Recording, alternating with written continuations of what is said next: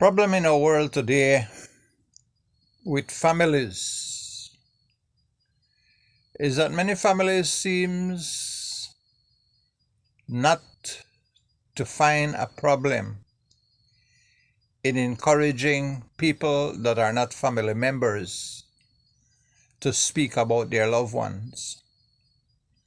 And that is not a good thing.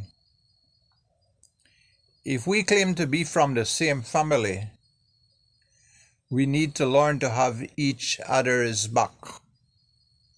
Because if we cannot have each other's back, we are almost as worse as Judas is. Because Judas was a betrayer. Family need to stop people from bringing message about their families and the family members to them. We should never stand by to watch somebody criticize or tear our family member regardless of who they are. If your husband is a drunk, it is not good for you to encourage people to keep bringing and telling you things about your husband. Or if your wife loves to gossip, you should never allow people to be bringing those things to you. Regardless of how our families might stand from time to time, we need to stand up and be like we are in unity at all time. It is the only way the back and forth that goes on in our society will be able to finish. This is something that happened even within the church. I recall at one time the people, they seemed like they weren't satisfied with the way that John was always trying to be where Jesus is, and like John was not really, pulling his weight. And for that they spoke to Jesus about it. And Jesus said to them like this, you know what, leave John alone. If I wish, I could let John live until I come back. Could you imagine that?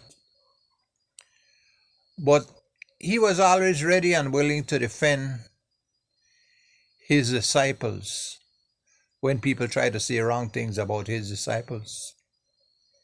And as a family, we need to learn to stand up for each other and stop tearing each other apart, because it is not helping when we do such thing. If people cannot see us living together in unity, they will never ever be able to see us or respect us and gives us that honor that we need within our life. You cannot be a person that tears your family apart and at the same time praying that you keep your family together.